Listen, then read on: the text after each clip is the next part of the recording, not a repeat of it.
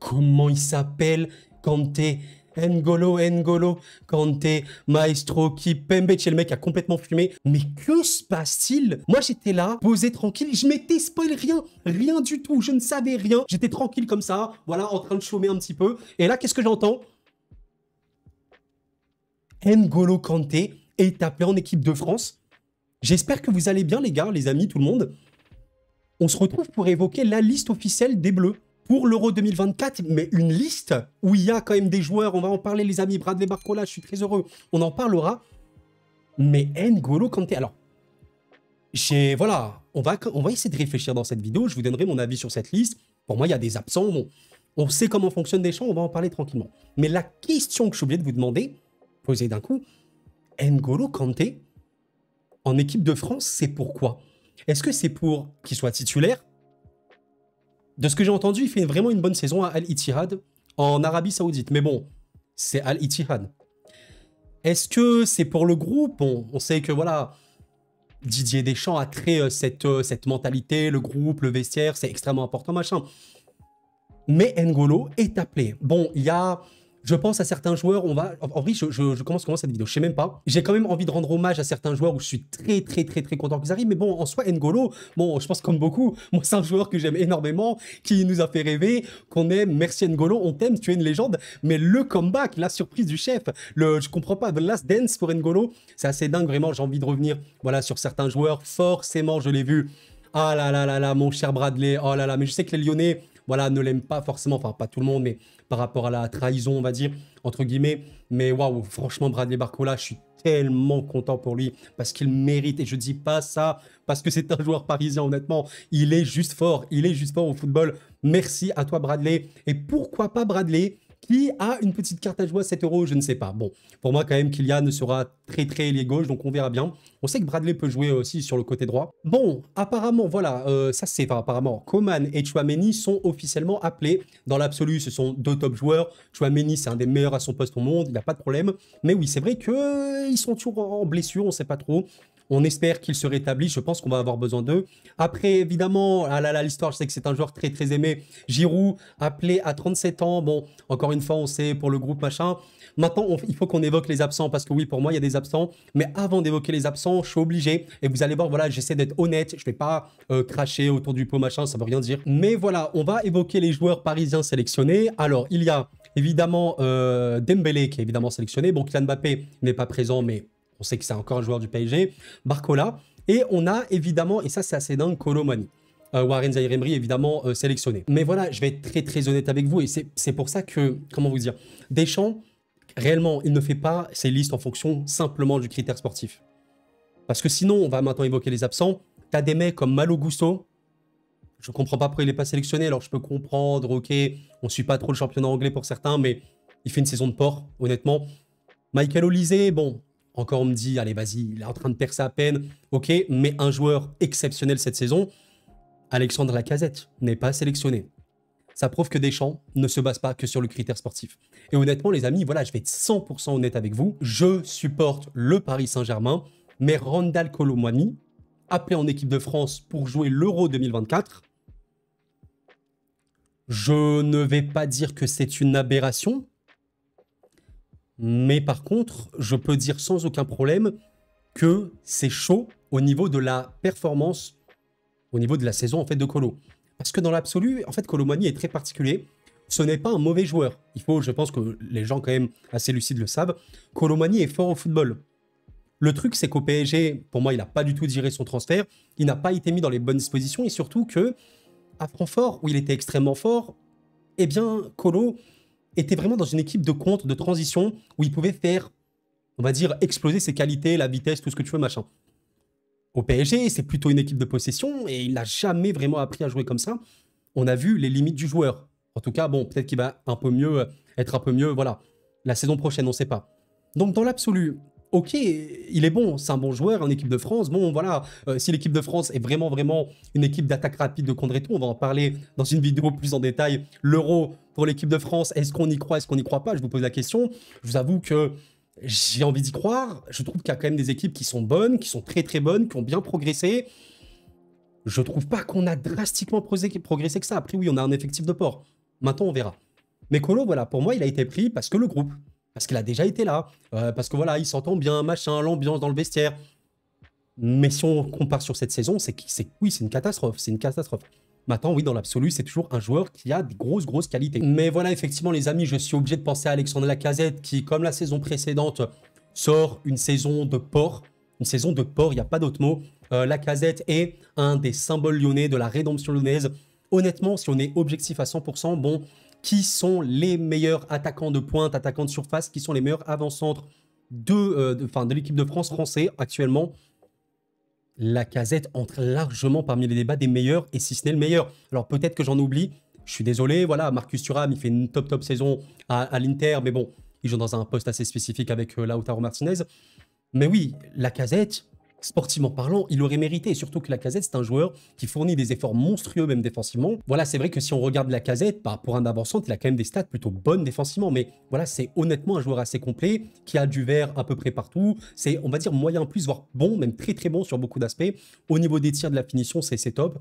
Il aurait totalement mérité sa place, bon voilà. Mais voilà, je suis obligé d'évoquer d'autres joueurs comme Malo Gusto. Alors pour ceux qui ne le connaissent pas, honnêtement, Malo Gusto est actuellement une des réelles références à son poste. C'est pas pour rien que Chelsea a mis le prix pour l'acheter. Il est honnêtement énorme, voilà, avec une saison de Chelsea qu'on connaît compliquée, mais une équipe qui a beaucoup sous-performé. Bon bah, je vous laisse regarder les statistiques de Malo Gusto actuellement sur Football Ref, c'est hallucinant. Enfin, c'est vraiment hallucinant. La qualité de passe qu'il a, c'est littéralement un élite mondial à son poste, tout pays confondu. C'est hallucinant, j'insiste là-dessus. Quand on voit un petit peu la préparation des tirs et des buts, il peut contribuer à des buts. D'ailleurs, on voit qu'action menant un tir et à un but, c'est énorme, vraiment énorme. La qualité défensive du mec, elle est choquante, exceptionnellement choquante. La qualité balle au pied, elle est hallucinante. Et ces joueurs n'est pas appelé en équipe de France. Respect à Didier. Et honnêtement, oui, je viens de commencer YouTube. Je ne pouvais pas m'exprimer les saisons précédentes, mais depuis longtemps, Didier, c'est un coach que j'aime bien. Et au-delà de l'aimer, je le défends de par sa philosophie de jeu. Pas forcément son jeu, mais plutôt sa philosophie de management. Je comprends le groupe, créer une famille, solidaire, machin, etc. C'est vrai, et on a pu être très performant par rapport à ça. Maintenant, oui, à un moment, les amis, je suis désolé. Tu sais qu'en équipe de France, il y a de la défaillance sur les latéraux, notamment le latéral droit. À un moment, les gars, Malo Gusto est une référence mondiale. Enfin, pour ceux qui suivent la PL, le niveau du mec est hallucinant. C'est hallucinant, j'insiste, ce n'est pas normal que ce joueur ne soit pas appelé. Et pourquoi il n'est pas appelé? Parce qu'il n'est pas dans le groupe, parce qu'il n'est pas dans cette optique, voilà, groupe, famille, il fallait l'appeler plus tôt. Est-ce qu'on peut en vouloir à Deschamps? Bah, je comprends les gens qui en veulent, bien sûr. C'est extrêmement important d'avoir une paire de latéraux de top niveau. T'as pris Condé, qui n'est pas vraiment latéral, t'as pris Klose, qui est le vrai latéral de cette équipe. Klose, bon, c'est pas parce que c'est un Marseillais que je dis ça. D'ailleurs, retrouvez des vidéos un peu plus tôt dans le début de saison. J'étais très fan de lui, très performant. En équipe de France, il a déjà fait un top match, je sais plus contre qui. Il n'y a pas de problème.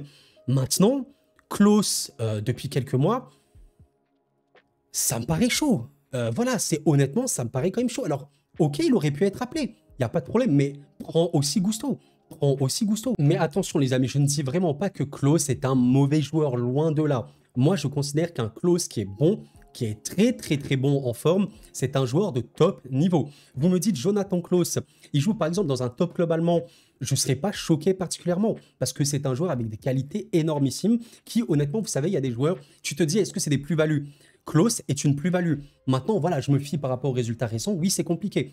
On espère pour l'équipe de France, il n'y a pas de supporterie en équipe de France, les amis. On espère que Klose sera bon. Je pense quand même qu'il va partir titulaire parce que c'est son rôle. Mais voilà, on espère qu'il soit au top.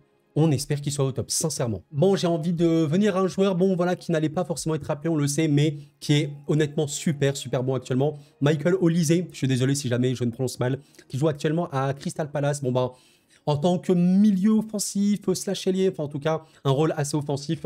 Bon, des statistiques hallucinantes pour le coup, ça.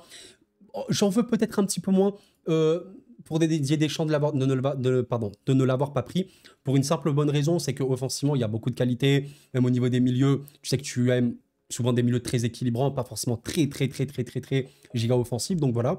Maintenant, oui, dans l'absolu, c'est un joueur que tu prends. Je pense que les autres sélections, ils peuvent prendre Michael Olise, elles le prennent. Hein. C'est un joueur délirant, même défensivement, énormément d'intensité. Bon, Je vous avoue que c'est un joueur que j'aimerais beaucoup au PSG, voilà, en tant que supporter, mais on verra bien où il ira. Il restera pas très longtemps à Crystal Palace, ça c'est clair. Je vais bientôt faire ma conclusion pour la liste, les amis, mais avant, on doit quand même parler évidemment du sujet de la vidéo. El Famoso N'Golo, j'ai retrouvé cette stat de dingue de Canal Plus Foot. Le dernier match de N'Golo Kanté avec l'équipe de France date du 3 juin 2022. Une défaite au Stade de France contre le Danemark. Exceptionnel, 713 jours. Honnêtement, les gars, on va être très honnête. Là, je vais pas parler objectivement. Je vais vous donner mon ressenti, mon feeling subjectif. En tant qu'amoureux de football, je suis trop content de le revoir. Sincèrement, j'aime trop le joueur. Voilà, c'est pas pertinent ce que je dis, mais l'émotion, c'est important.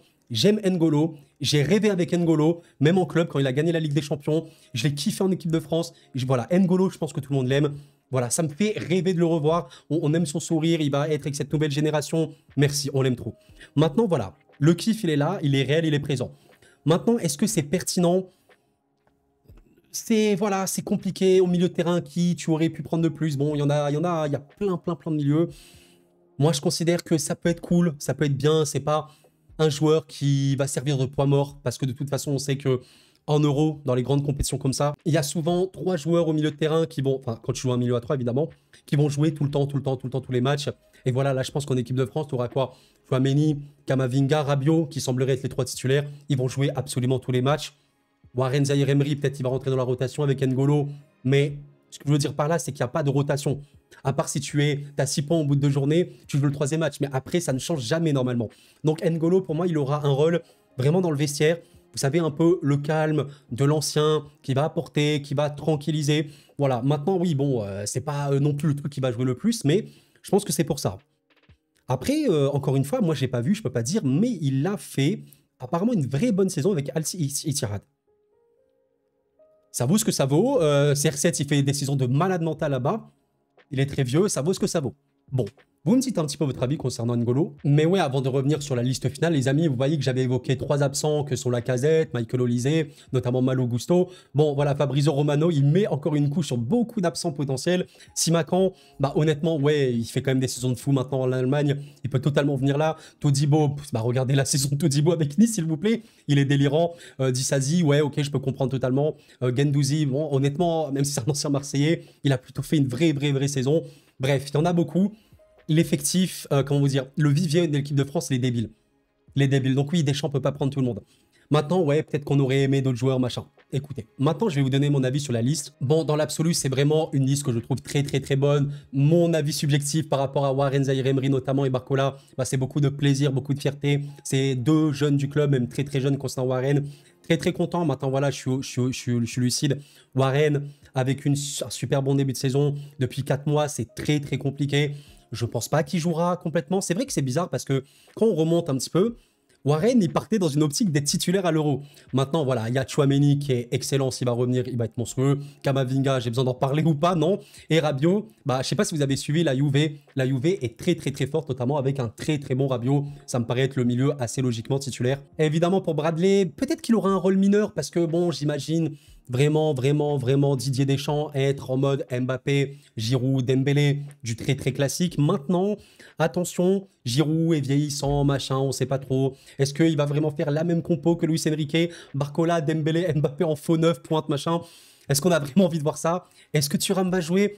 Je suis pas trop fan de Thuram seul, on l'a vu que c'était quand même compliqué. Thuram est ultra bon avec l'Inter. Regardez la puissance de l'Inter. Et regardez à quel point Lautaro Martinez en doublette avec lui, c'est monstrueux. Donc il faudrait jouer avec 2 pointes. Bon, Barcola pour moi aura peut-être un petit rôle. Attention, il faut surtout pas sous-estimer parce que ça, c'est un joker d'ultra luxe. On verra bien les amis, ce sera assez dingue. Voilà, grosso modo, malgré les absentes qui peuvent être agentes, je comprends. Voilà, je comprends la liste qui est assez ok.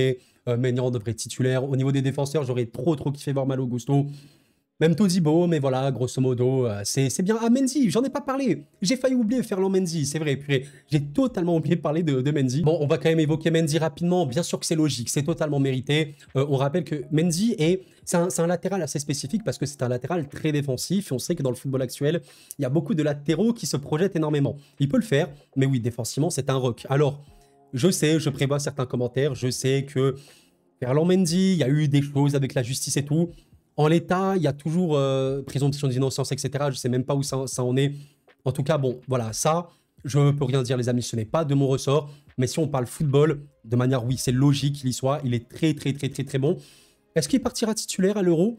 Bon, je sais pas, parce que tu as Théo Hernandez qui peut être extrêmement important, surtout offensivement.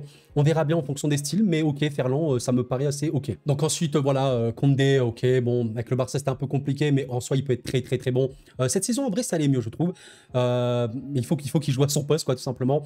Pavard, ok, c'est la logique. Saliba, ou pas Mécano, enfin, il y a tellement de bons joueurs, mais on en reparlera, c'est vrai, hein, les amis, dans ma vidéo spéciale pour évoquer l'équipe de France. Tu peux jouer de tellement de manières différentes, on est un peu dans le flou. On verra bien, le milieu de terrain, on l'a évoqué, et les attaquants, on l'a évoqué. Bon, qu'est-ce que vous en pensez? Qu'en pensez-vous? En tout cas, si vous avez apprécié cette vidéo, le like, l'abonnement m'aide énormément. Merci infiniment. Je suis trop hype pour l'Euro, je le dis depuis quelques jours sur la chaîne. On fera une émission comme lors de la CAN. Pour ceux qui n'étaient pas là lors de la CAN, j'ai évoqué plusieurs pays. Voilà, des focus littéralement que j'ai appelé la Corosphère. Donc on fera la Corosphère Euro Édition. On va parler de la France, de l'Allemagne, de l'Italie, de la Belgique, de plein de pays avant la compétition, pendant la compétition. Trop hâte. Mais ouais, est-ce que vous avez un bon feeling par rapport à ça? J'ai envie d'y croire pour l'équipe de France, sincèrement, du fond du cœur, j'ai envie d'y croire, mais j'ai un peu peur. J'ai un mauvais pressentiment. Je suis pas quelqu'un de pessimiste, pas du tout dans la vie, vraiment au contraire. Mais je vois des équipes qui sont très fortes, qui progressent. Je ressens un peu moins ça avec l'équipe de France, malgré le vivier de fou. On verra bien. On a toujours l'occurrence Kylian Mbappé, le fameux joueur qui peut tout changer sur un match. On verra bien, les amis. Merci d'avoir suivi, c'était Koro, prenez soin de vous et la paix sur vous.